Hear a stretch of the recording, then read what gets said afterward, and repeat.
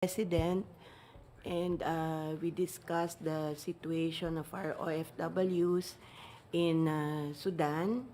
I informed him that I will be leaving tonight with Undersecretary Hans Kakdak to oversee the welfare operations of the department.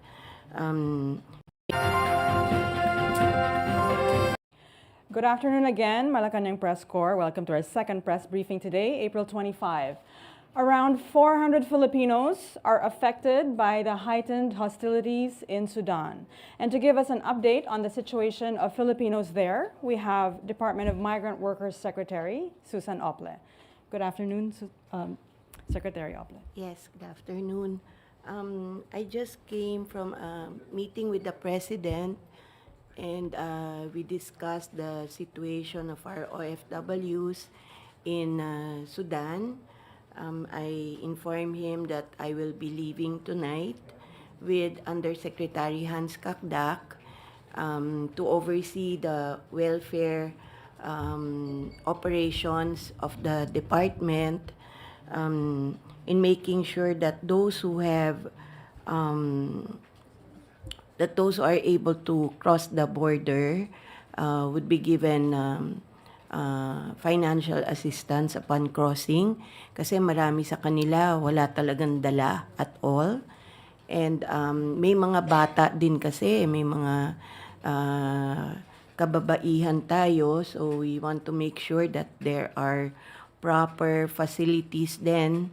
I spoke with one group that is just waiting for their bus. They will be leaving, umaga kasi doon, they'll be leaving a few hours from now. And ang kasamahan nila, mga 20 na mga bata, including a 7-month-old baby. So the President's directives were, number one, to get all of them to safety as quickly as possible. Number two, it shouldn't matter whatever papers they have, or if they don't have any papers at all, to quote the President, kung marunong mag-Tagalog, marunong mag-Bisaya, marunong mag-Ilocano, marunong ng iba't ibang dialect sa atin, Pinoy yan. So we will help, and doesn't really matter if they are in possession of a passport or any identity card. Aayusin na lang namin pagdating sa border. Of course, the DFA will take the lead on that.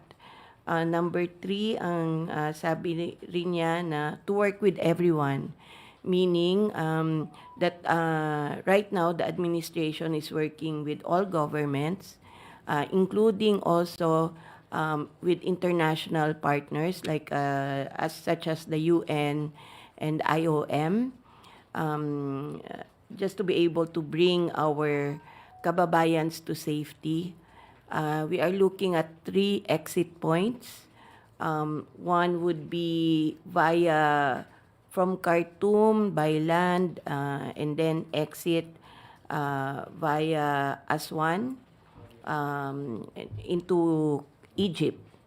That's a land trip.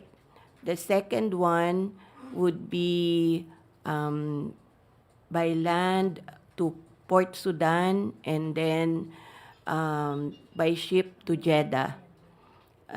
The third one would be by air through Djibouti, in cooperation with the U.S. Government, because they have a U.S. base in Djibouti.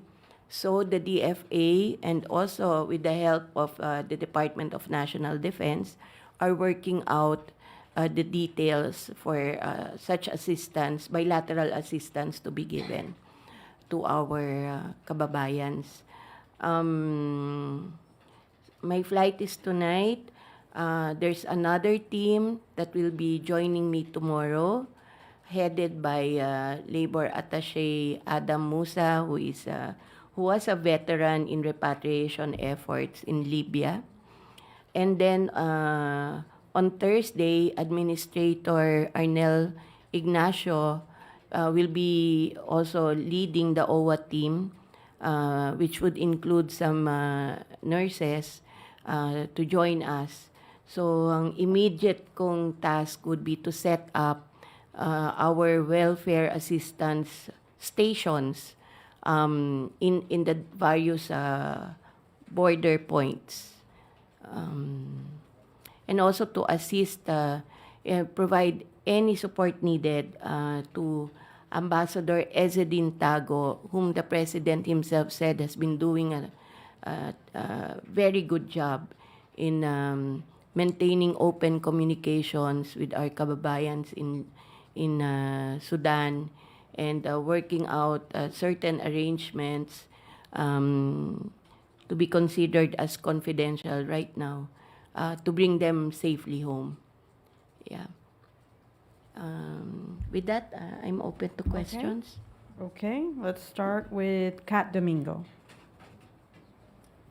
Good afternoon, Secretary. Ma'am, you mentioned that upon crossing the Sudan border, they will be receiving financial Yes. assistance. How much are we talking about po? $200 per worker.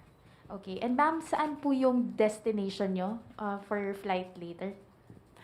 Yes. We are trying to explore the possibility that those who wish to be hired instead of coming home, kasi naintindihan naman natin yung iba ayaw umuwi kasi iniisip nila, wala din naman kaming trabaho doon, so might as well stay, and then tingnan natin kung baka humupa yung sitwasyon, ano. But we're looking at and exploring the possibility of temporary jobs for them in Saudi Arabia. We are working this out, and we will have more concrete information once we are able to work this out. Ma'am, so you will be stationed in Saudi Arabia? Kasi sabi niyo po, you're leaving tonight? I'm Heading where leaving po? tonight for Cairo. Okay, Cairo. We are working it out with our partners in Saudi Arabia if there is a possibility that, because most of the workers based in Sudan are skilled professionals, we are trying to explore the possibility of temporary jobs in Saudi Arabia, if that will be allowed by their government. Thank you, ma'am. Okay. Ivan Mayrina, GMA 7. Secretary, you mentioned the word, a number 400 Filipinos. Ano ho itong mga 400 nito? Are these the ones who signified their intent to be repatriated? I understand from USEC Vega of DFA na the number could be higher. Yeah, let me read na lang what I got from the DFA. According to USEC de Vega, 725 Filipinos have contacted the Philippine Embassy in Cairo, Egypt. Of that number, 327 as of now are requesting repatriation. Will the numbers rise? Based on our experience, based on my experience, no, as an OFW advocate, yes, the possibility is that the numbers will rise. Thank you. Okay. Any further questions? We're good? Okay. Tuesday New, DZBB. Hi, ma'am.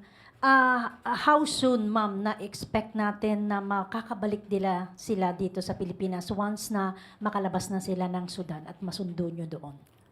Actually, yung pagbabalik sa Pilipinas, may regular flights from Cairo. May regular flights from Jeddah. Kung nasa Djibouti naman sila, I mean, it's a US base. So, mas madali nang mag-coordinate for their flights home. It's really bringing them to safety from Khartoum. That's difficult. So, right now, we want to take advantage of the ceasefire na declare, to bring them to safety. Okay. Chona Yu, Radio Inquirer. Ma'am, ano pong assistance ang ibibigay ng government sa mga Filipino na uuwi dito? Kasi sabi mo nga, pagdating dito, walang trabaho. Yes, we're matching na. there's a team inside the DMW that is under taking job matching. Kasi meron naman kaming mga profiles. We were able to get with the help of the DFA then and with our embassy and also with the help of OWA. So, yung mga nais magtrabaho upon return, we will help them find jobs. And we also allocated financial aid to their families. So wala silang dapat intindihin na uuwi sila, walang-wala and all that.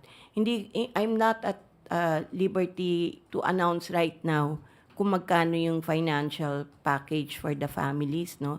Gusto lang namin unahin yung workers na may naghihintay naman. Pagtawid nila, wag nilang isipin na, nako, wala akong pambili ng gamot, wala akong pambili ng damit, wala akong pampalit ng damit and all that.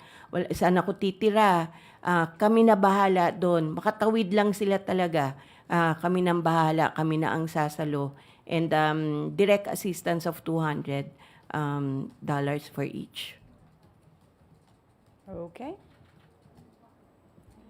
I think we're Okay na. we're done. Thank you very much, Thank you. Secretary Wish us Oplen. luck. We wish you and the team and all our kababayans a safe journey. Thank you. Thank you, Malacanang Press Corps.